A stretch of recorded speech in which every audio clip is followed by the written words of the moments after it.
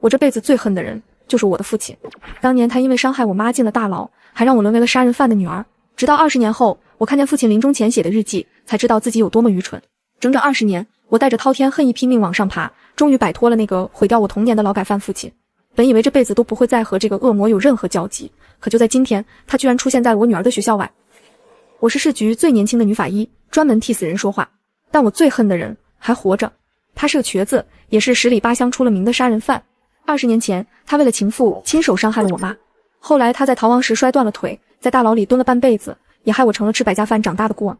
为了彻底摆脱他，我改名换姓，拼命洗刷罪犯之子的耻辱，才爬上如今的位置。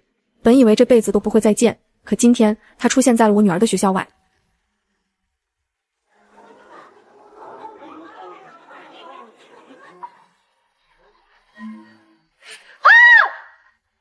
别碰！我尖叫出声，我一把打掉他手里的东西，巧克力滚进下水道，瞬间被脏水冲走了。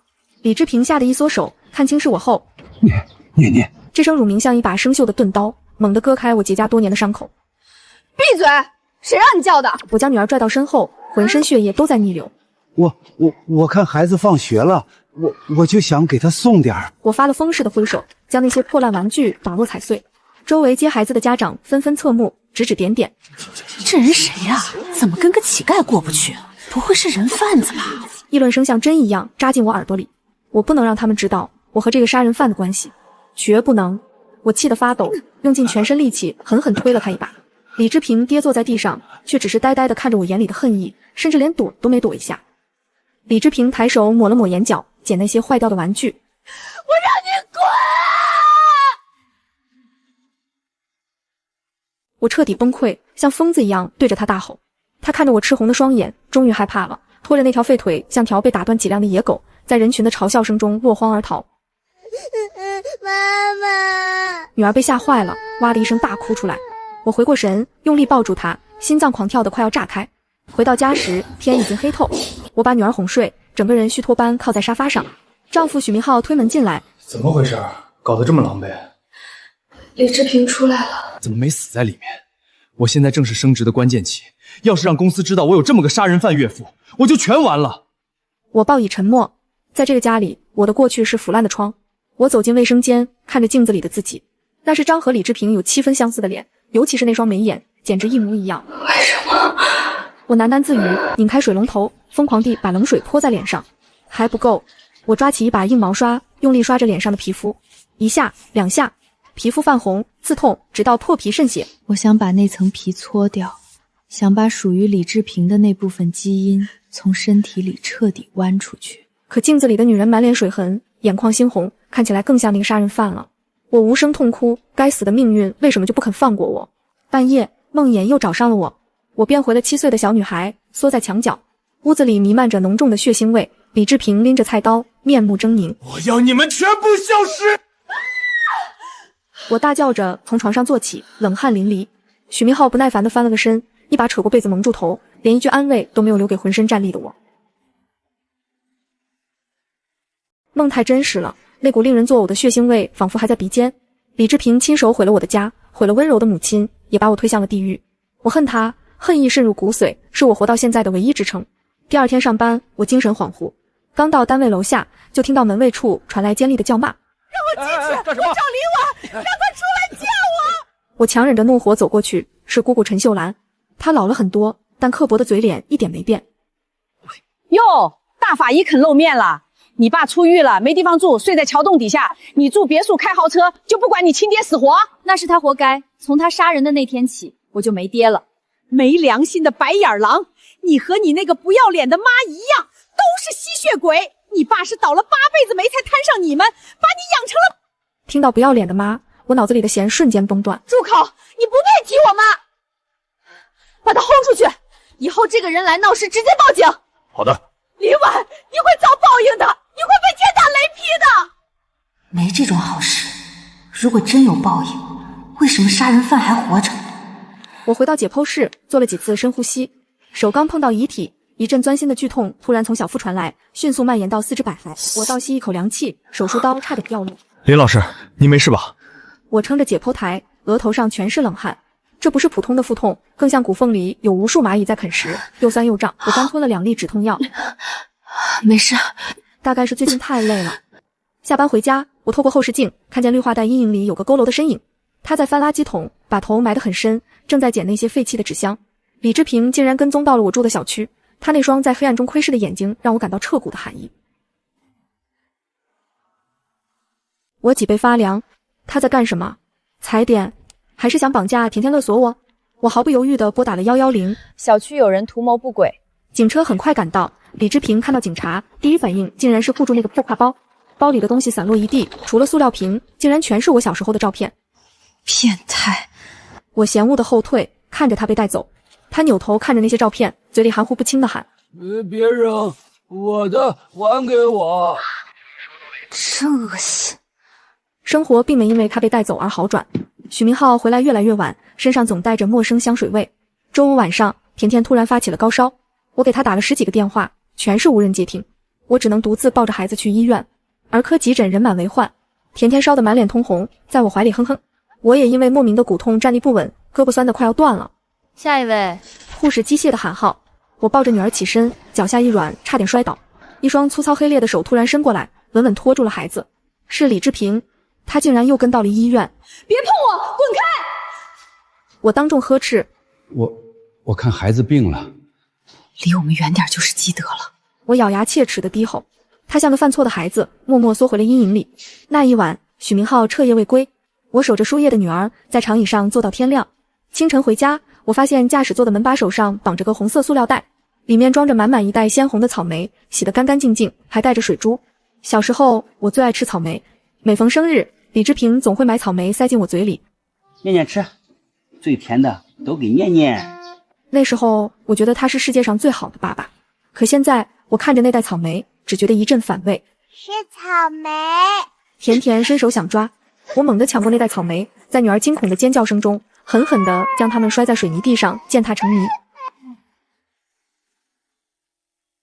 草莓炸裂，红色汁液溅了一地，像极了那个雨夜地上流淌的血。谁稀罕你的烂草莓？我失控了，对着不远处的电线杆歇斯底里的咆哮。我知道他在哪。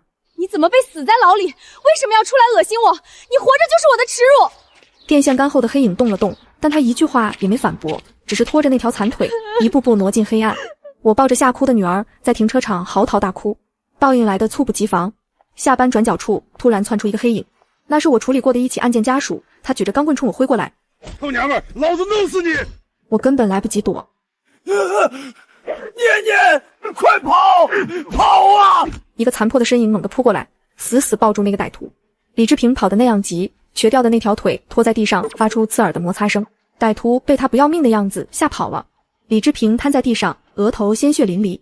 我盯着他血肉模糊的脸，喉头酸涩，却终究没说出一个谢字。我把他送到社区医院缝针，扔下医药费，转头就走。别以为这样我就会原谅你。 1周后，我在解剖室晕倒了，纠缠许久的骨痛瞬间爆发，疼得我眼前发黑。醒来时，我已经在市医院的病房，主任拿着报告，眼神沉重。林婉，你要有心理准备。我独自走出医院，漫无目的的走。天空阴云密布，下起了我最讨厌的雨。小区楼下，李志平在雨里等了很久，他浑身湿透。念念，你生日买了这个最甜的。我一把夺过蛋糕，再次飞了出去。你也配给我过生日？你毁了我的前半生，现在还想看我怎么死吗？我甩开他，在暴雨中蹲下身子，崩溃大呼。那是我的生日，也是我拿到确诊报告的日子。死神已经在我的生命里敲响了丧钟。主治医生的办公室里，空气冷得像结了冰。我盯着那张检查报告，上面的字每一个都像针，扎得我眼睛生疼。割蟹病，这是一种罕见的遗传病，我的肝脾已经肿大到了随时会破裂的危险程度。那股纠缠我许久的骨痛终于有了名字，却也给我判了死刑。我瘫坐在病床上，浑身插满了密密麻麻的管子。就在这时，病房门被推开了，许明浩走了进来。他没有看一眼虚弱的我，而是径直拿起了床头的诊断书。真的是遗传病。他望向我，语气冷得没有起伏。我不知道，我也是刚知道。够了，林婉，你这叫骗婚。我不能让一个看不到底的无底坑拖垮我的下半辈子。那是离婚协议书。房子归我，存款分你一半，正好给你治病。至于甜甜，她虽然现在没发病，但谁知道身体里有没有带那种肮脏的基因？我不能留个定时炸弹在身边，抚养权归你了。我难以置信地看着这个同床共枕了7年的男人。许明浩，天天是你的亲生女儿啊！我现在这个样子，你是逼孩子去死！那是你的事儿，字签好了给我，别逼我走法律程序，到时候你1分钱都拿不到。他推了推眼镜，转身走向门口，连头都没回。房门被重重关上，震得我心口发麻。我蜷缩在冰冷的病床上，看着窗外阴沉的天空，只觉得整个世界都把我抛弃了。就在我绝望到想放弃生命的时候，病房外的玻璃窗上贴上了一张苍老、红肿、满是卑微的脸。李志平像个卑微的囚徒，守在走廊尽头，他那双浑浊的眼睛里蓄满了泪水，正隔着玻璃死死盯着垂死的我。为了防止感染，我住进了全封闭的无菌舱。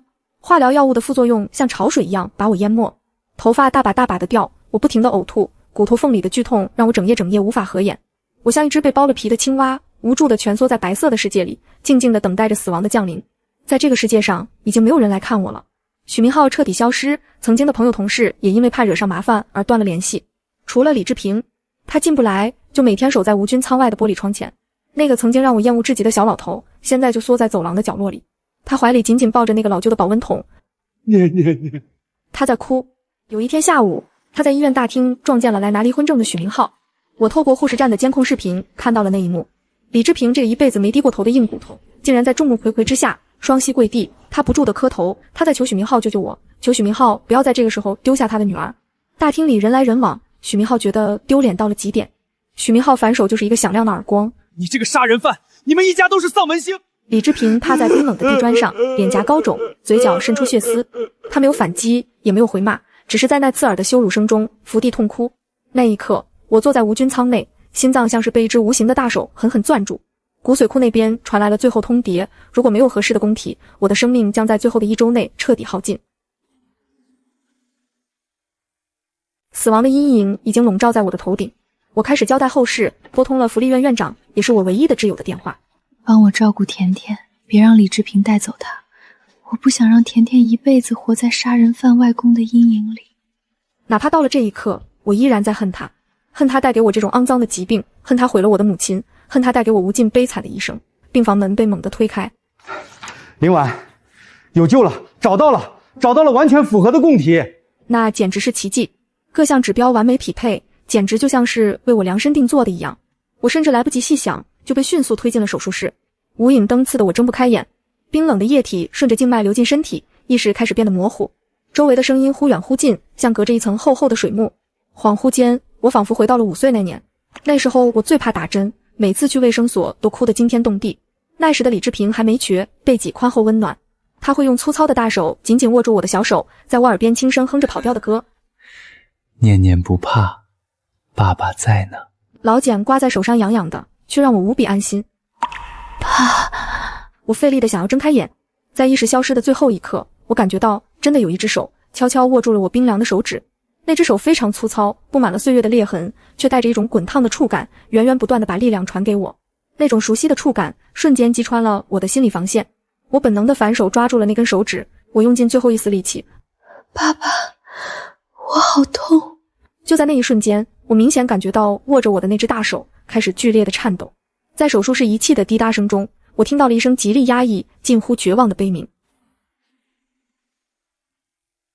手术很成功，我在无菌舱里熬过了漫长的40天，无数次在昏迷和清醒之间挣扎，但每当快要支撑不住的时候，我总能想起手术台上那只粗糙温热的手。我终于转入了普通病房。清醒后的第一件事，我抓住医生的衣袖。救我的人是谁？我想当面谢他。医生避开了我的目光，动作显得有些僵硬。是一位爱心人士，对方签了保密协议，不希望透露身份。我可以不看他的脸，我只是想表达一下感谢。对方明确表示过，不需要任何报酬和感谢。他说能救你一命就是他的福报。林婉，好好活着吧，别辜负这份心意。莫名的恐慌像野草一样在我的心底疯长。不可能，我立刻否定了那个荒谬的念头。李志平那么惜命，当年为了情妇能对发妻挥刀的人，怎么可能会为我牺牲？出院那天，我拒绝了许明浩假惺惺的问候，带着甜甜回到了小区。车子在门口停稳，我下意识地看向那个花坛的角落。以前无论刮风下雨，那里总会缩着一个灰色的佝偻的影子，可今天那里空空荡荡，只有几片枯黄的落叶在风中打转，显得格外冷清。妈妈，那个爷爷去哪了？他怎么不来看甜甜了？我的心脏猛地抽痛了一下。回到家，我鬼使神差地拿出手机，点开了那个被我拉黑了无数次的号码。屏幕上显示的注销提示让我的手剧烈一抖，那个备注为畜生的号码彻底在这个世界上消失了。我不断地安慰自己，他这种人肯定是怕我找他要抚养费，或者换了个号去别的地方捡垃圾了。为了彻底跟过去告别，我决定给甜甜改姓，让她随我。这需要用到我的户口本，当年的户口一直挂在老家姑姑的名下，我不得不开车回去一趟。那是偏远的山村，20年没变样。车还没停稳，我就僵住了。姑姑家破旧的大门口竟然挂着刺眼的白帆，屋子中间的破桌子上摆着一张黑白照片，前面点着2根快要燃尽的白蜡烛。照片上的人是李志平，他没有表情，眼神里透着一种我从未读懂过的沉默。姑姑陈秀兰跪在地上烧纸，背影佝偻的厉害。听到脚步声，她回过头，眼睛红得可怕。你还有脸回来？你个白眼狼！你是来验收成果的吗？看看他是不是死透了！我的脑子里嗡的一声，你说什么？谁死了？装！你还给我装！为了救你，他把最后半条命都搭在手术台上了。他怕你发现供体是他，不肯做手术，求着医生瞒着你。是你吃了他剩下的那点命啊！林婉，你连他最后一次送行的路都不来，你的良心被狗吃了吗？不可能，他在撒谎，他那么自私，他杀了我妈，毁了我一辈子，他这种人死了也是报应。你妈！姑姑突然停止了谩骂，她冲进里屋，狠狠地把一个泛黄的破旧的笔记本摔在我面前。林婉，你才是这世上最蠢的白眼狼！睁开你的狗眼看看，你那个温柔美丽的亲妈到底做了什么？我颤抖着翻开那本日记的第1页，上面记录的那个雨夜真相，瞬间将我20年来的世界观彻底粉碎。姑姑把一本泛黄的日记狠狠砸在我脸上。你自己看，看看你爸到底是为了什么？我颤抖着手翻开那本沾满污渍的笔记本，上面是李志平歪歪扭扭的字迹，记录着20年前那个彻底毁了我们家的雨夜。2004年6月18日，阿美被搞传销的骗了，引狼入室。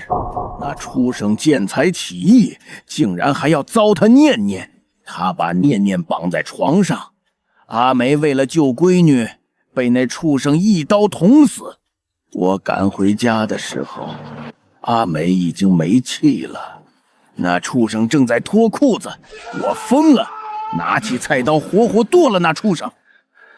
我没法给念念解释，我宁愿他以为我是个发疯杀了老婆的畜生，也不想让他知道那天晚上他差点遭遇什么。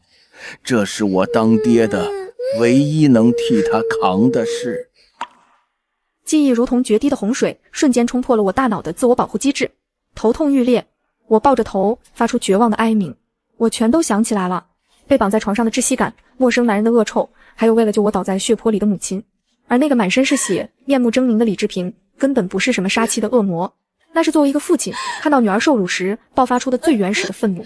我错怪了他整整20年，把一个用命爱我的父亲当成了不共戴天的仇人。我瘫坐在冰冷的泥地上，哆嗦着往后翻阅那本日记，纸张变得皱巴巴的，上面满是干涸的水渍，是他流下的眼泪。2010年，念念考上大学了，真好，我闺女以后是做办公室的人了。2016年，我想去看看她，又怕给她丢人。我是个劳改犯，会脏了她的路。2023年，我偷偷去看了念念，她穿制服真好看，就是太瘦了。女婿没照顾好她。2024年，念念打我了，让我滚，我不怪她，只要她过得好，我当一辈子垃圾也行。直到日记的最后1页，字迹极其潦草，仿佛写字的人已经耗尽了所有的生命力。医生说念念病了，那畜生女婿居然要跟她离婚，都是我的错。是我没本事护好他。医生说我年纪大，捐骨髓可能会死在手术台上。死就死吧，我这条烂命本来就是为了念念活的，只要能换他活，值了。可惜再也听不到他叫我一声爸爸了。我把脸深深埋进日记本里，哭得肝肠寸断。他明明那么爱我，爱得那么卑微，连自己的命都不当回事。可我给了他什么？我踩烂了他送的草莓，打翻了他买的蛋糕。在他满身是血，为了救我被歹徒打伤的时候，我还骂他作秀。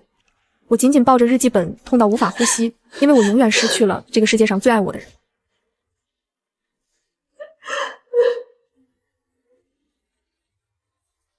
我哭到嗓子嘶哑，视线模糊。曾经的我有多恨他，现在的我就有多恨我自己。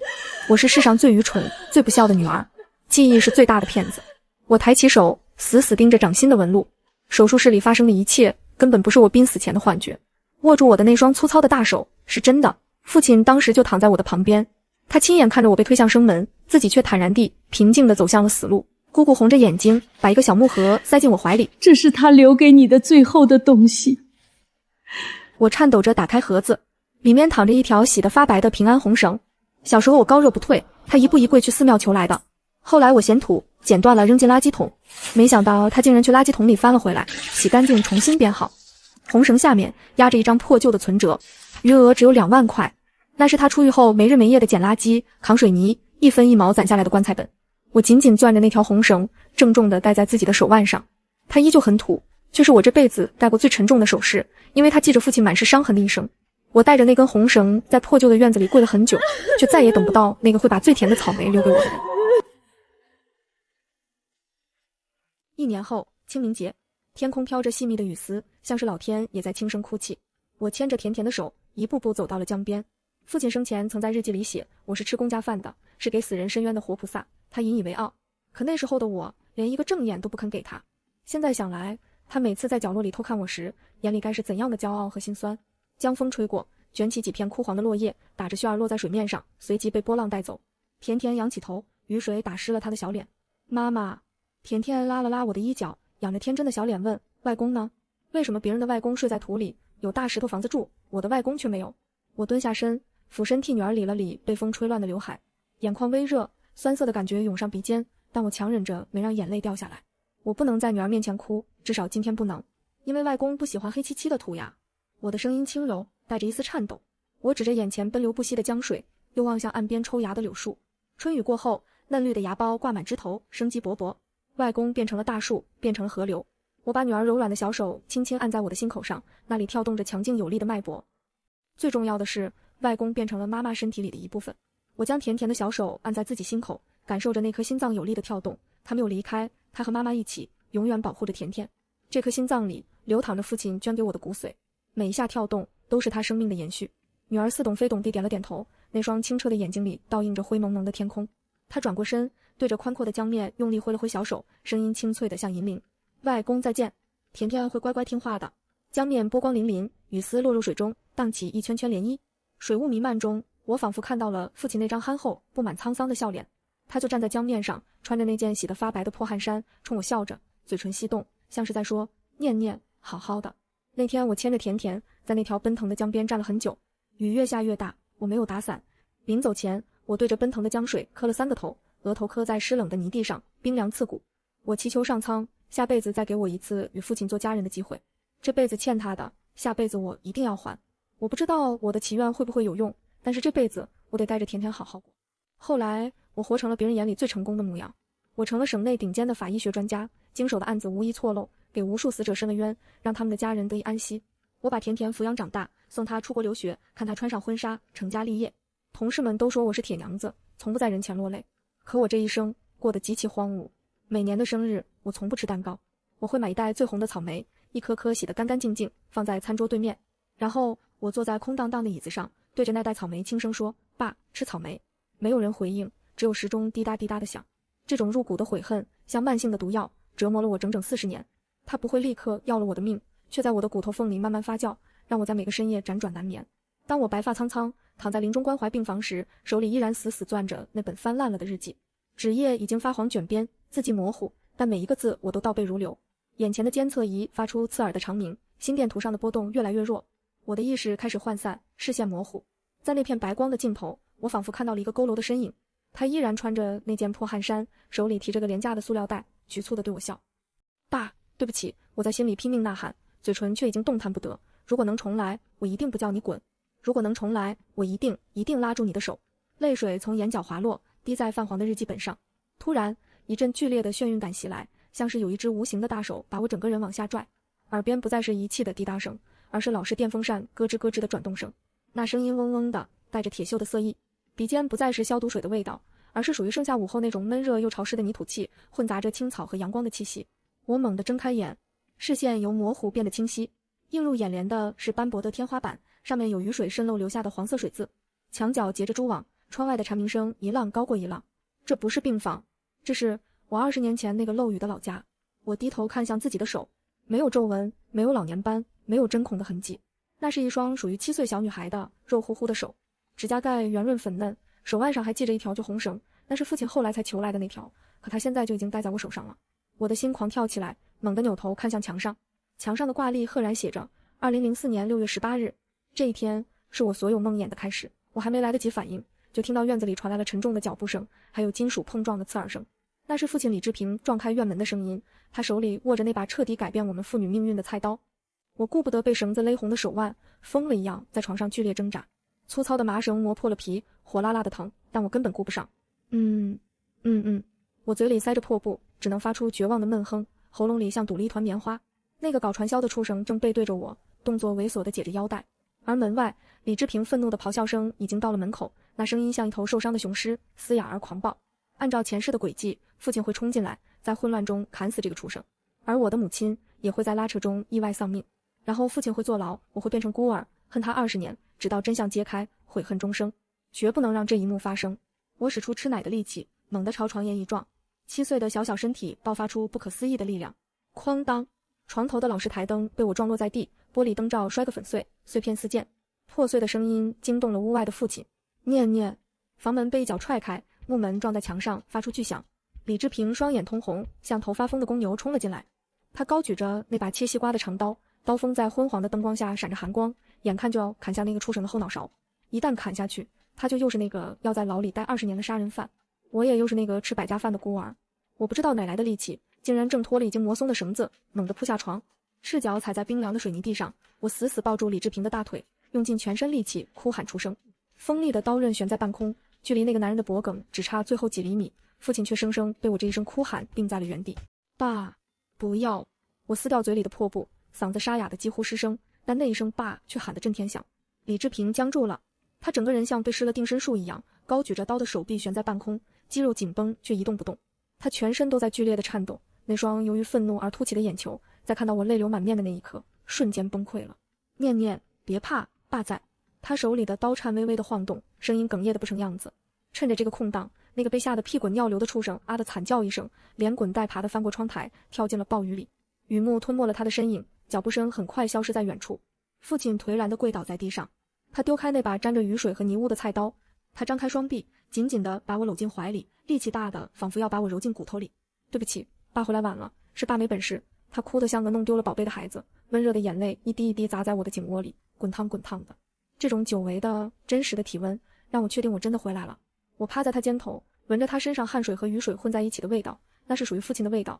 然而还没等我喘过气，门口传来了一声尖利的质问：志平，你这是干什么？要把全家都毁了吗？是我吗？他站在门口，手里还拿着伞，脸上没有劫后余生的庆幸，只有被人破坏了计划的恼怒。他看着地上的那把刀，眼神闪烁，像在算计着什么。他怕李志平真的杀人丢下他，更怕以后没人给他钱供那个男人挥霍。他快步走过来，伸手想要从父亲怀里把我拽走。他装出一副慈母的样子想抱我，我却条件反射地缩进父亲怀里，死死抓住了他那件满是汗味的破汗衫。那一晚后，李志平像是变了个人，他不再沉默寡言地在工地搬砖，他看我的眼神不仅有疼爱，还有一种失而复得的惊恐。每天晚上他都会起来好几次，悄悄推开我的房门，确认我还在。有时候我假装睡着了，能感觉到他的大手轻轻摸过我的额头，然后听到一声机不可闻的叹息。而我妈彻底跟家里撕破了脸，她为了跟那个搞传销的男人走，竟然主动提出了离婚。但她不肯轻易放过李志平，她想要这栋老房子，还想要李志平手里所有的积蓄。虽然那点钱根本不够看，但对她来说，蚊子腿也是肉。李志平离婚可以，但念念必须归我。饭桌上，我妈涂着鲜艳的口红，指甲上还染着廉价的扣单，语气刻薄的像一把刀。你一个打零工的穷鬼，还带个残废腿，拿什么养孩子？念念跟着你，只能捡垃圾。李志平死死攥着拳头，手背上青筋暴起，他的脸涨得通红，嘴唇哆嗦着，半晌才憋出一句话：我是穷，但我绝不会把念念卖给那个畜生。他猛地拍案而起，碗筷都被震得跳了起来。我妈冷笑一声，眼神里闪过一丝阴狠。那咱们就法院见，我有的是办法让你拿不到抚养权。我知道他要做什么。前世听姑姑提起过，我妈为了抢走最后一点财产，曾在邻里间散布谣言，说李志平有家庭暴力，情绪不稳定，还会打孩子。他想把父亲打造成一个精神不稳定的潜在暴力狂。但我林婉拥有40年的职业阅历，论证据和心理博弈，没有人比我更专业。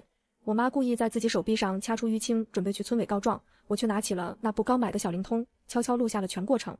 我妈坐在村委会门口，哭得一把鼻涕一把泪，撩起袖子给邻居们看那些淤青，青一块紫一块的痕迹在日光下格外刺眼。她哭得声嘶力竭，引来了一大群围观的村民。大家伙看看啊，李志平在家里动不动就打人，我这命苦啊，我要离婚他还打我，你们给我评评理啊。村里几个长辈对着李志平指指点点，眼神里满是不屑和怀疑。父亲局促地站在一旁，嘴笨的一句辩解的话都说不出来，他只是习惯性地低着头，双手攥着衣角，任由流言蜚语把他淹没。他的嘴唇动了动，却什么声音都没发出来。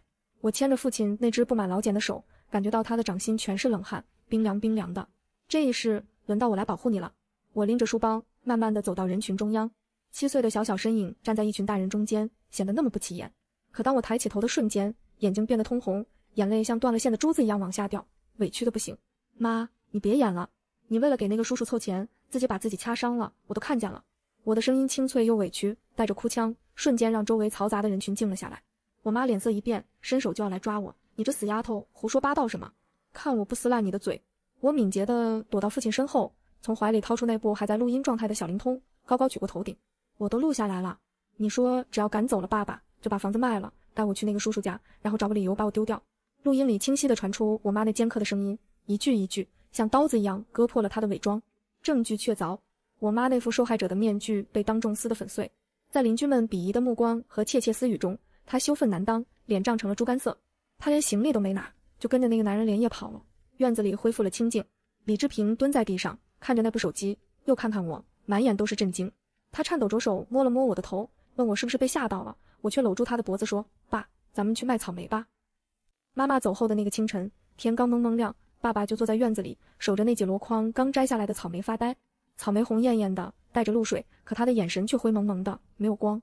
在我的前世，这些草莓因为卖不出去，烂在了地里，成了我们父女关系崩塌的导火索。但这一世，我知道财富的密码在哪里。爸，别去集贸市场了，咱们去城里的大元国际酒店门口。我蹲在他面前，认真地看着他的眼睛。爸爸有些露怯，搓着手说：念念，那是大老板住的地方，咱这破3轮，人家不让进吧。我这身打扮，去了也是丢人。爸，相信我。我拉着他的手，那双手粗糙的像树皮，有钱人更怕死，他们就馋这种没打药的野果子。我相信江姨的父亲还是听了我的话。我帮他把草莓洗得晶莹剔透，一颗一颗的擦干水珠，整齐的码在铺了新鲜绿叶的篮子里，红绿相间，看着就让人流口水。到了酒店门口，我没像别的小孩那样躲闪，而是大大方方地写了个纸牌子，用彩笔描粗，自家种的，不甜不要钱。不到2个小时，3箩筐草莓被一抢而空。那些穿着光鲜的太太小姐们一边掏钱一边夸着草莓新鲜。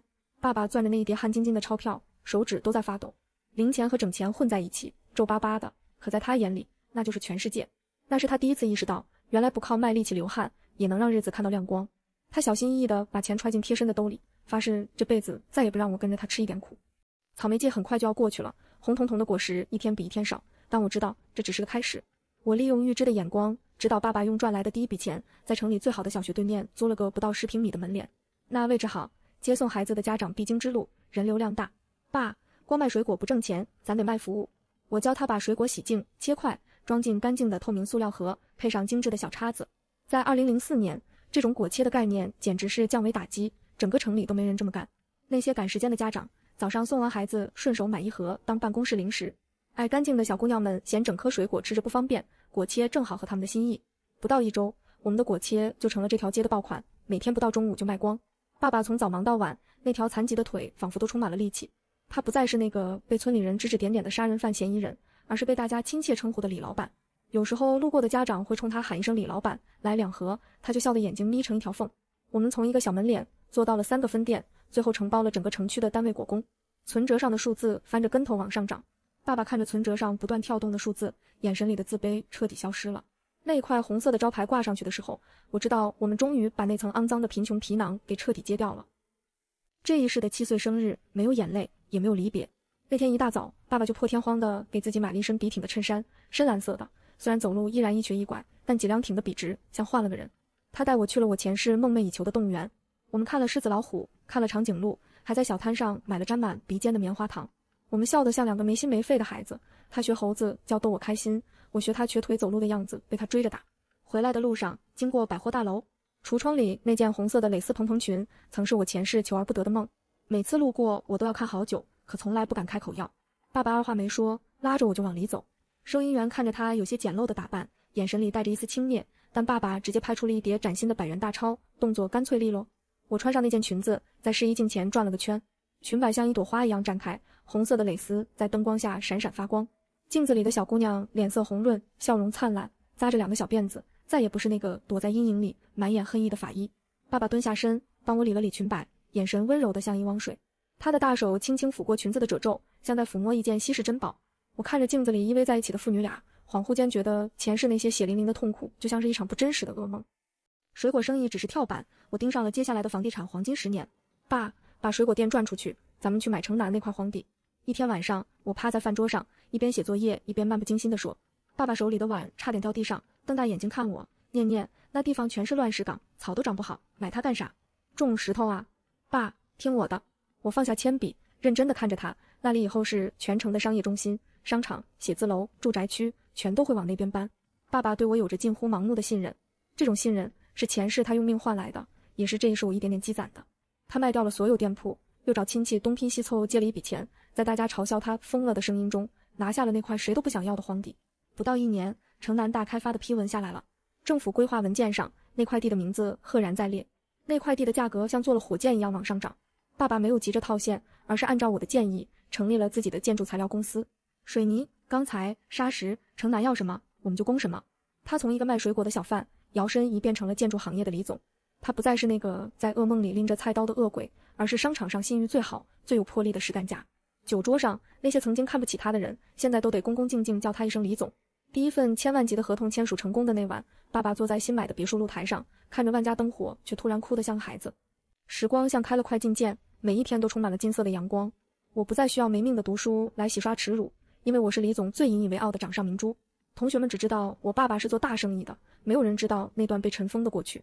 我们补办了所有曾经没能做成的事，去海边看日出，赤脚踩在沙滩上等太阳从海平面跳出来，去雪山看日落，金色的余晖洒在皑皑白雪上，去参加我梦寐以求的每一个兴趣班，钢琴、舞蹈、画画，想学什么就学什么。爸爸的身体也养得很好，虽然腿还是有些不便，但他现在走路总是带着风。他定期去医院检查，注意饮食，再也不是那个在桥洞下翻垃圾桶的落魄老头了。那些曾经看不起我们的亲戚，现在个个趋之若鹜，逢年过节提着礼物上门。但我知道谁才是真正能陪我走到最后的人。我读了最好的大学，选了自己喜欢的建筑设计专业，活得张扬又自信。校园里，我穿着漂亮的裙子，和朋友说说笑笑，偶尔还会收到男生的情书。就在我大学毕业那天，我在校门口看到了意气风发的爸爸。他捧着一束巨大的向日葵，金灿灿的花盘在阳光下耀眼夺目，在众人的簇拥下走向我。那一刻，我感觉自己真正摆脱了那个法医林婉的命运，人生顺遂的有些不真实。直到那个让我心动的男人出现在我的生命里，我才发现真正的惊喜还没开始。大学毕业后，我没有听从父亲的建议去考公务员，而是选了自己最爱的建筑设计。因为这一世，我不再需要用一身警服来寻求安全感。爸爸给我的底气，足够我应付这世上所有的风浪。我可以做任何我想做的事，成为任何我想成为的人。在公司的项目庆功宴上，我见到了陆岩。他是新锐建筑事务所的首席设计师，穿着一身剪裁得体的深蓝色西装，领带系得一丝不苟。他在人群中显得清冷又出众，像一把出鞘的剑，锋利却不张扬。他拿着酒杯穿过人群走向我，眼神里带着一种志在必得的专注，仿佛整个宴会厅里只有我一个人的存在。林小姐，你的归巢设计稿我看过了，很有生命力。他的声音磁性且沉稳，像是一枚石子投入了我平静已久的心湖，荡起层层涟漪。我礼貌地对他举杯，尽量让自己的声音听起来平静。陆先生过奖了。那一晚我们聊了很久，从光影的处理到建筑的灵魂，从科布西耶到安藤忠雄，他懂我每一个细微的设计点，甚至能说出我灵感来源的那幅画。告别时，宴会厅已经空了。他突然叫住我，路灯的光影从落地窗洒进来，勾勒出他深邃的侧脸。林婉，我等这个合作机会已经很久了。他的眼睛在灯光下像2颗黑曜石，里面倒映着我的影子。我看着他递过来的名片，心跳在那一刻漏掉了一个节拍，这种怦然心动是我前世从未体验过的。陆岩开始频繁地出现在我的生活里，他会掐准我下班的时间，在公司楼下等我，手里捧着一杯温度刚好的拿铁。他也会送我喜欢的绝版建筑画册，每一本都精挑细选，扉页上写着俊秀的字迹。当我发现我已经开始期待他的消息时，我知道我沦陷了。当他正式向我表白那天，我带着他回了家。还没进家门，我就感觉到了一股莫名的威压，空气都变得凝重起来。爸爸坐在真皮沙发上，手里拿着一份陆岩的背景调查报告，厚厚一沓，用回形针别着。虽然他现在贵为李总，但护女心切的样子还是露出了当年那个老父亲的本色。谁敢靠近他闺女，他就要把人家祖上3代查个底朝天。陆岩表现得极其稳重，他放下带来的名贵茶叶，恭恭敬敬地鞠了一个90度的躬。李伯伯，你好。爸爸放下报告，并没有叫他坐下。他站起身，一瘸一拐却步伐沉稳地走到陆岩面前。他比陆岩矮了半头，但那双在商场摸爬滚打多年的眼睛，此刻锐利的像鹰，像要把人看穿。想娶我闺女？先说说，你要是让她掉了一颗眼泪，我该怎么收拾你？空气瞬间凝固了，我紧张地抓着包带，指甲都快掐进皮里。我那个身家千万的父亲冷笑一声，直接把一张写满了李氏家规的纸拍在了陆岩面前。陆岩没有被爸爸的阵仗吓退，他接过那张写满李氏家规的纸，逐条看完后，竟然郑重其事地从口袋里掏出笔，签上了自己的名字，字迹工整有力，没有一丝犹豫。接下来的日子，爸爸开始了他近乎刁难的考验。他让陆岩去工地上跟进材料，大热天跑基层，灰头土脸的和工人们一起吃盒饭。甚至在一次公司面临材料商恶意毁约的危机时，爸爸故意放手不管，想看陆岩怎么处理。那些老油条供货商一个个惊得像狐狸，挖好了坑等人跳。我急得想去帮忙，却被爸爸拦住了。他按住我的肩膀，语气严肃，念念，能护住你的男人得有挡得住风浪的脊梁，过不了这一关就不配站在你身边。陆岩没有让我失望，他没动用家里的关系，而是凭着一张嘴和精准的数据分析，硬生生地把那几个老油条供货商给劝了回来。他熬了3个通宵，眼睛布满血丝，但站在谈判桌前腰杆挺得笔直。不仅如此，他还优化了公司的供应链系统，帮爸爸省下了一大笔开支。财务把报表递给爸爸时，他的眉毛挑了一下。那一晚，爸爸破天荒地拿出了珍藏多年的好酒，拉着陆岩在露台上喝到了半夜。酒过3巡，他醉醺醺地拍着陆岩的肩膀，眼眶红红的，像只护崽的老狮子终于肯放下爪子。小子，你要是敢欺负他，我这把老骨头跟你拼命。陆岩稳稳地扶住爸爸，眼神清澈且坚定。我知道他已经彻底收服了这位固执的老丈人。我们的订婚宴办得很低调，只请了几个亲近的朋友和家人，没有大肆宣扬，没有媒体报道，只有最真挚的祝福。陆岩在漫天星光下向我求婚，他在江边包下了一整片草坪，没有用昂贵的烟花，而是用几千架无人机组成了我们初见时的那个建筑图案——归巢。无数光点在夜空中闪烁，拼凑出我设计稿里的线条，美得不像真的。林婉，我想给你一个家。他单膝跪地，手里拿着那枚简约却独特的戒指，声音在夜风中清晰而坚定，一个不用防备，只有温暖的家。我看着他，脑海中浮现出前世许明浩那张冷漠的脸。他在病床前扔下离婚协议书时，眼神里没有一丝温度。两相对比，我才发现被爱原来是这种全身每一个细胞都在叫嚣着幸福的感觉。爸爸站在不远处，手里拿着相机，手抖得不成样子，镜头盖都没摘，他还一个劲地按快门。他拼命地眨着眼睛，试图把眼泪憋回去，可那泪珠子还是不争气地掉了下来。他曾经跟我说过，他这辈子最大的愿望就是看我穿着白纱高高兴兴地出门。前世他没等到，这一世他终于等到了。我接过了戒指，主动踮起脚尖，吻上了陆岩的唇。江风轻拂，带着这个季节特有的香气，仿佛在祝福我们这一世的重逢。我戴上了象征承诺的戒指，满心欢喜地筹备着属于我们的完美盛典。婚礼定在初夏，那是草莓成熟的季节，红彤彤的果实挂满枝头，也是我们父女命运改变的起点。爸爸说这个季节好甜。为了给我最盛大的仪式，爸爸亲自参与了所有的筹备工作。他请了国际顶尖的策划团队，每一处细节都要求完美无瑕，从鲜花的品种到桌布的色系，从音乐的选择到灯光的色调，他都要亲自过问。可就在婚礼的前一天，爸爸的状态变得很奇怪。他坐在书房里，对着那本旧日记发呆。那日记被他保存得很好，虽然现在日子好了，但他从不让人碰，连我都不行。他就那么坐在那里，一动不动，像一尊雕塑。爸，该去是明天的礼服了。我敲门进去，他猛地回过头，眼神里竟然闪过一抹我从未见过的惊恐。那眼神冷冰冰的，带着一种深不见底的恐惧，像是透过我看到了什么极为可怕的东西。念念，他低声呢喃，声音颤抖得厉害，像风中残烛。爸，你怎么了？我赶紧走过去摸他的额头，滚烫的。他突然痛苦地抱住头，整个人瘫倒在椅子上，冷汗瞬间浸湿了他的衬衫，脸色白得像纸，头疼，好像有很多影子在晃。念念，我好像做了个噩梦。他的声音断断续续，像溺水的人在挣扎。他大口喘着气，眼神在恍惚和清醒之间剧烈挣扎，像是有两股记忆在他脑海里疯狂撕扯，互不相让。爸爸死死抓住我的手腕，瞳孔里布满了血丝，一些不属于这辈子的记忆碎片正疯狂涌上来。婚礼当天，阳光好得有些晃眼，我坐在化妆镜前，看着镜子里穿着洁白婚纱的自己，头纱层层叠叠，像梦一样轻盈。化妆师在我脸上涂涂抹抹，可我的心却一直悬着，想着爸爸昨晚的异常。陆岩在外面忙着接待宾客，化妆间里只有我和爸爸。爸爸今天穿了一身特别定制的深色西装，头发梳得一丝不苟，还打了发胶。他站在我身后，看着镜子里的我，眼神却显得有些空洞，像是灵魂飘到了很远的地方。爸，该走了，我轻声提醒。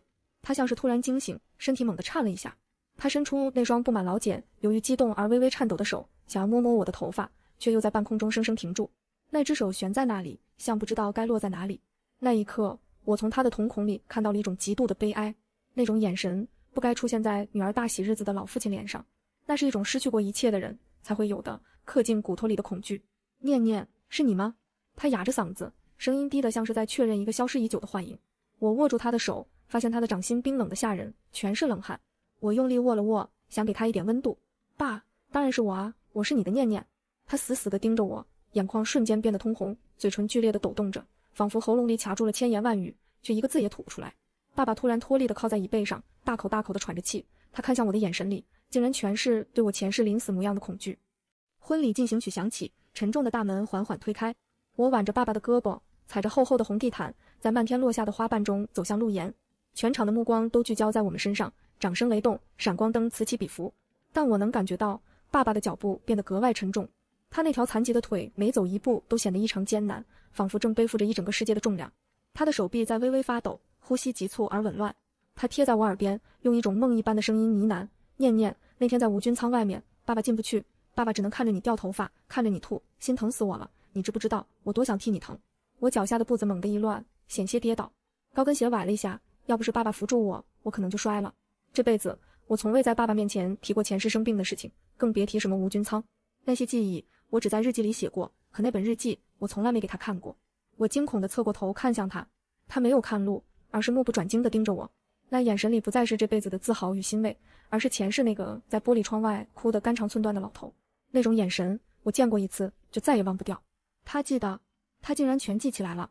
那些被掩埋在时光深处的血淋淋的记忆，正通过他那双紧紧抓着我的手，一寸一寸地传进我的血液里。在陆岩接过我手的那一刻，爸爸没有立刻松开，而是死死攥着我的指尖，仿佛松手我就会再次消失在手术台上。到了新郎新娘交换戒指的环节，接下来是长辈致辞。爸爸慢慢地走上台，手里攥着一份原本写好的演讲稿，那是他请专业写手润色了半个月的词藻，改了10几稿，每一句都精心打磨。他本来想读得风风光光，让所有人都知道他闺女嫁得好。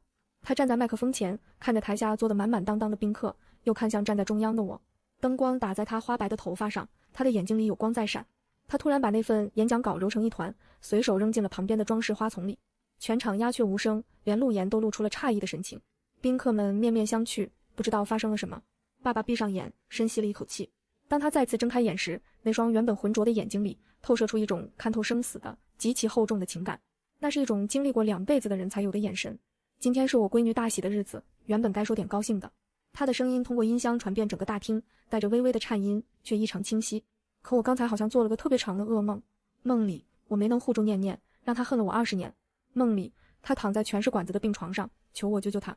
台下的宾客开始窃窃私语，大家面面相觑，以为这位老总太激动，说起了胡话。有人小声说，李总是不是喝多了？爸爸伸手摸向自己的心口，他看着我的眼泪决堤而出，提到了那件连这一世的我都不曾知晓的秘密细节。梦里念念在手术台上抓着我的手指头，喊我一声爸爸，说他好痛。爸爸的声音带上了明显的哭腔，像被什么东西堵住了喉咙。他用力咽了一下，才继续说下去。我站在舞台中央，眼泪瞬间模糊了视线。那是前世我闭上眼前最后一刻的知觉，那是只有我们父女俩才知道的跨越生死的感应。我从未对任何人提起过，可他全说出来了。爸爸颤抖着举起他的那只大手，在空中虚晃了一下，仿佛在抚摸那个垂死的我。他的手指微微弯曲，像真的在握着什么。我当时就在心里跟老天爷说，只要能让我闺女活，哪怕把我的命全都抽干了送给他，我都愿意。我这条命不值钱，可我闺女的命值。我原本以为那只是个梦，可刚才看着念念穿着婚纱走过来，我才发现那不是梦。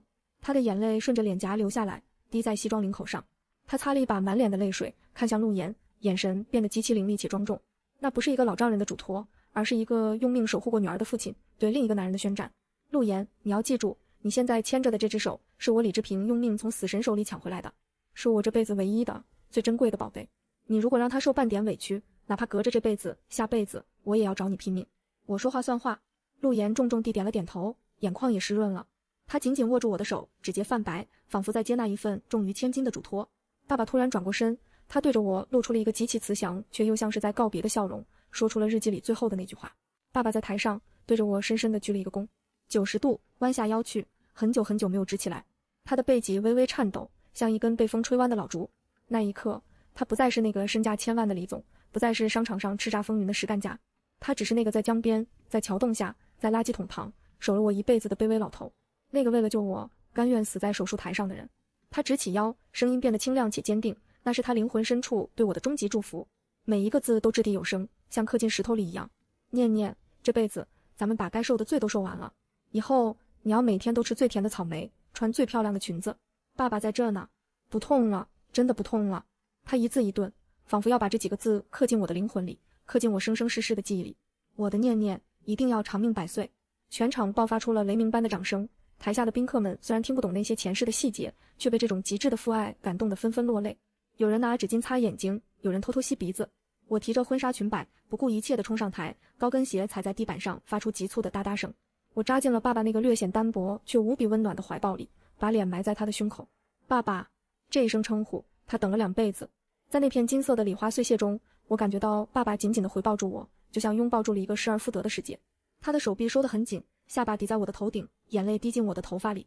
仪式结束后的敬酒环节，爸爸却突然拉住陆岩，避开人群，在后花园的走廊里神神秘秘地交给了他一把钥匙。敬酒环节结束，宾客们都在前厅喧闹，觥筹交错，笑声不断。我提着繁复的婚纱裙摆，悄悄去后花园透气。夜风微凉，吹散了脸上的燥热。可当我转过拐角，却无意间撞见爸爸和陆岩站在走廊的阴影里。爸爸神色凝重，完全不像刚在台上哭过的那个人。他从贴身的西装内兜里摸出一把生锈的旧钥匙，铜制的，已经泛着暗绿色的铜锈，郑重地递到陆岩手里。李伯伯，这是……陆岩双手接过，满脸不解，钥匙在他掌心沉甸甸的。爸爸拍了拍他的肩膀，压低了声音，像在交代什么天大的秘密。市中心银行保险柜的钥匙。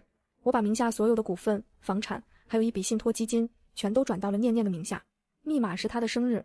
陆岩愣住了，嘴巴微张，刚想推辞，爸爸却摆了摆手制止了他。这本来就是属于他的。爸爸的声音低沉却不容置疑，我今天把这把钥匙交给你，是想让你替我守着它。万一哪天我不在了，或者我梦里那个不争气的老头子又跑出来惹他生气，你得用这些东西保他一辈子衣食无忧。我躲在拐角处的罗马柱后面，死死捂住嘴，不让自己哭出声来，眼泪大颗大颗的掉，砸在手背上。那把生锈的铜钥匙其实藏着父亲对前世悲惨执念的最后一次玻璃与胶带。新婚之夜，宾客散尽，喧嚣归于平静。陆岩将那个旧木盒交给了我，木盒上还有淡淡的樟木味道。他说这是爸爸在婚礼前一天特意嘱咐他转交的，让他一定要在新婚之夜给我。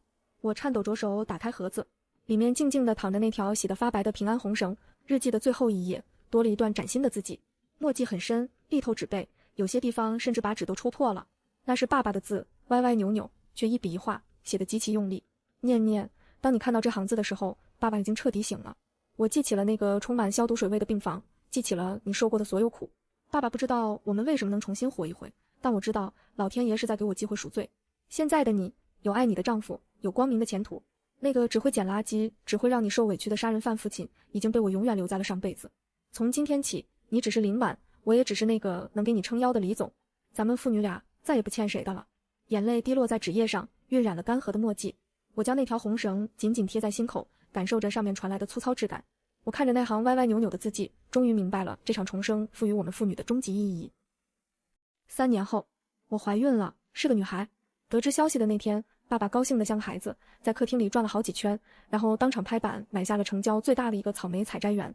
我外孙女以后要吃最甜、最干净的草莓，咱们自己种，外面买的我不放心。他把公司的大部分业务交给了陆岩打理，自己则提前过上了退休生活。每天最大的乐趣就是去草莓园里溜达，背着手像巡视领地的老国王，指导工人怎么施肥浇水，哪片地该松土了，哪片地的草莓该摘了。秋天的时候，我挺着大肚子去园子里看他，肚子圆滚滚的，走路都费劲。爸爸坐在田垄边的藤椅上，手里捧着一个银色的不锈钢保温杯，正乐呵呵地看着工人们忙碌。阳光洒在他硬朗的面庞上，曾经那些深如沟壑的皱纹，似乎都被岁月的温柔给填平了。没有了上辈子的劳碌和病痛，现在的他精神矍铄，面色红润，甚至连那条瘸腿走路的姿势都显得那么沉稳踏实。我走到他身边，他立刻放下保温杯，小心翼翼地拿出一盒刚摘洗干净的红草莓递给我，每一颗都饱满圆润，散发着甜香。看着那片红彤彤的草莓地，我知道我们父女俩已经彻底赢下了这场与命运的残酷赌局。女儿出生了，我给她取名叫甜甜。跟前世那个在恐惧中长大的女孩不同，这一世的甜甜是在蜜罐里掏大的。她一出生就有外公的宠爱，有最好的奶粉，最漂亮的衣服，最温暖的怀抱。她最喜欢的人不是我，也不是陆岩，而是她的外公。每个周末，爸爸都会推掉所有的应酬，专心在家陪甜甜。什么饭局、牌局、高尔夫，统统推掉。他说跟外孙女玩比什么都强。院子的草坪上，5岁的甜甜穿着红色的公主裙，像只快乐的蝴蝶跑来跑去，裙子上的亮片在阳光下闪闪发光。外公，快来抓我呀！爸爸虽然腿脚不如年轻人利索，但为了逗外孙女开心，他总是装作笨拙的样子在后面追赶，故意被他甩下，然后发出一阵阵爽朗的大笑。他一瘸一拐地跑着，气喘吁吁，却笑得眼睛都看不见了。哎呦，甜甜跑得太快了，外公抓不到喽！我站在2楼的阳台上，端着咖啡，静静地看着这一幕。咖啡的热气模糊了我的视线，也模糊了前世的记忆。前世的画面在我脑海里一闪而过，那个在医院走廊里局促不安，被我大声呵斥后缩回阴影里的佝偻身影，与眼前这个阳光下开怀大笑的老头渐渐重合，又彻底剥离。那个曾经在垃圾桶旁捡破烂的悲惨背影，终于在这一刻被幸福的时光彻底抹平了。爸爸70岁大寿那天，我们在家里办了一场温馨的家宴，没有大操大办，没有请外人，只有我们一家4口。他身体硬朗，红光满面，不仅喝了2杯白酒，还抱着甜甜唱起了他最拿手的那首跑调的儿歌。跑调跑到姥姥家去了，甜甜却听得津津有味，还跟着拍手，念念不怕，爸在呢，不痛不痛。他唱到这一句时，声音忽然低了下去。晚上宾客散尽，甜甜也睡着了。爸爸把我叫到了后院的焚烧炉旁，他手里拿着那本记录了前世今生所有痛苦的旧日记本，封面已经磨得发白。念念，这东西留着没用了。他看着那本日记，眼神平静。咱们爷俩现在过得这么好，不该再被这些旧账绊着脚，该翻篇了。他看着我，眼神里有一种大彻大悟的通透，那是经历过生死，跨越过轮回的人才有的通透。我点点头，拿过打火机，亲手点燃了那本泛黄的日记。火苗忽地窜了起来，舔舐着纸页。火苗瞬间吞噬了那些歪歪扭扭的字迹，吞噬了那个雨夜的血腥，也吞噬了医院走廊里的绝望。纸页在火中卷曲发黑，化为灰烬。爸爸拉着我的手，我们并肩站在火光前，看着灰烬随着夜风飘散在空中，像一群黑色的蝴蝶飞向夜空。冲天的火光映红了我们父女俩的脸庞，也烧毁了命运加注在我们身上的最后一丝恶毒诅咒。我今年40岁了，活成了别人眼里最幸福的女人，事业有成，家庭美满，丈夫体贴，女儿乖巧。更重要的是，我拥有一个长命100岁的父亲，他今年快80了，还每天乐呵呵地去草莓园转悠，精神头比很多年轻人都好。清明节的时候，我们一家4口去江边踏青，江风和煦，吹在脸上柔柔的，江水奔流不息，波光粼粼，一眼望不到头。甜甜牵着爸爸的手走在前面，两人有说有笑。甜甜叽叽喳喳地讲着学校里的事，爸爸侧着耳朵听，时不时点点头。陆岩从身后轻轻环住我的肩膀，为我披上一件薄外套。我看着不远处那道宽阔的江面，江水在阳光下闪着碎金般的光。前世我曾在这里告诉女儿，外公变成了大树和河流，但现在我的父亲就真真切切地站在我面前，有温度，有呼吸，会笑会闹，会唱跑调的歌，会偷偷给外孙女塞零花钱。重生的意义从来不是为了让我们用先知的能力去报复谁，或者是去攫取多少财富，它是为了让我们有机会去弥补那些错过的拥抱，去说出那句没来得及说出口的感谢，去用力地毫无保留地爱那个用生命爱过我们的人。我快步追上前，一左一右牵住了爸爸和女儿的手，左手粗糙干瘦，是老茧和岁月的痕迹，右手柔软娇嫩，是新生的希望。阳光照在我们的身上，在地上拉出长长而温暖的影子，3道影子交叠在一起，像一幅画。爸爸回过头来看我，眼神里满是笑意。他的头发已经全白了，脸上的皱纹像老树的年轮，但精神头比很多年轻人都好。念念，想什么呢？走那么慢。他的声音有些沙哑，但中气十足。没什么。我笑着说，把他的手握得更紧，就是想牵着你。他愣了一愣，然后哈哈笑起来，那笑声顺着江风传得很远很远。爸爸没有追问，他只是把我的手握得更紧了一些，像是怕我跑掉似的。他的手还是那么粗糙，老茧硬得像石头，指节粗大，指甲缝里偶尔还嵌着洗不掉的泥。可就是这双手替我挡过刀，替我捡过垃圾，替我在手术台上握住了我最后的希望。爸，我忽然停下脚步，转过身面对他。他也停下来，歪着头看我。谢谢你。他怔了一下，浑浊的眼睛里有什么东西在闪，但这次他没有哭，只是用力点了点头，喉结上下滚动了一下，声音有些哑。谢啥？爸这辈子值了。他的声音很轻，却像一块石头落进了我的心湖，荡起一圈圈涟漪。这种脚踏实地的带着草莓甜味的幸福，就是老天爷赐予我们父女这场重生的终极意义。不是财富，不是地位，而是能够手牵着手走在阳光下，说着最平常的话。江风轻轻吹过，吹起了甜甜的裙角，也吹起了爸爸鬓边的白发。日子就这样一天天过去，平淡却珍贵。每天早上天还没亮，爸爸就会准时出现在厨房里，系着那条洗得发白的围裙，给我和甜甜做早餐。锅铲和铁锅碰撞的声音成了我们家清晨固定的闹钟。他的厨艺其实一般，翻来覆去就那么几样，但他煮的面条总是放很多青菜和一个荷包蛋。多吃点，你小时候太瘦了。他总是这样说，然后把碗推到我面前，用筷子把荷包蛋翻到最上面。陆岩有时候会吃醋，故意摆着脸说，爸，你怎么只给念念做，不给我做？爸爸白他一眼，没好气地说，你自己不会做？那么大个人了，还要我伺候？甜甜在一旁笑得前仰后合，嘴里的饭差点喷出来。周末的时候，我们一家人会去草莓园。甜甜最喜欢跟着外公摘草莓，每次都要装满一整个篮子，然后挑最大最红的塞进外公嘴里，塞得他满嘴都是红色的汁水。外公，甜不甜？甜。甜甜摘的最甜。爸爸含混不清地说，眼睛笑成了一条缝。看着他们祖孙俩的笑脸，我突然觉得这一世的每一天都是偷来的礼物。有一天，陆岩回来告诉我一个消息，许明浩破产了。他的公司因为经营不善倒闭，欠了一屁股债，房子车子全被法院查封了。听说他来找过我，想借钱，被公司的保安挡在了大门外，像赶一条丧家犬。要不要见见？陆岩问我，语气很平静。我摇摇头，没有犹豫。那个人早就跟我没有任何关系了。前世他抛弃了垂死的我，在病房里扔下离婚协议书，连头都没回。这一世我连恨都懒得给他。恨一个人需要力气，而我的力气只想留给值得的人。爸爸知道后沉默了很久，他坐在沙发上端着茶杯，半天没喝一口。最后他只说了一句，那种人不配脏了你的眼。我点点头，心里没有一丝波澜，端起咖啡杯喝了一口，苦中带甜。原来真正的放下，不是咬牙切齿的恨，也不是咬牙切齿的原谅，而是漠不关心。是他在你心里连个影子都留不下。不过有些人的出现注定只是为了衬托另一些人的好。甜甜7岁那年突然问了我一个问题。那天他放学回来，书包都没放下，就跑到我面前，仰着天真的小脸，眼睛里全是困惑。妈妈，为什么别的小朋友都有爷爷奶奶，我只有一个外公？我愣了一下，手里的苹果差点掉地上。这个问题我其实早就想过该怎么回答，可真到要说的时候，喉咙还是像被什么堵住了。爸爸正好从旁边经过，听到了甜甜的话。他放下手里的喷壶，蹲下来摸着甜甜的头，笑着说，因为外公一个人顶得上别人10个爷爷呀。真的吗？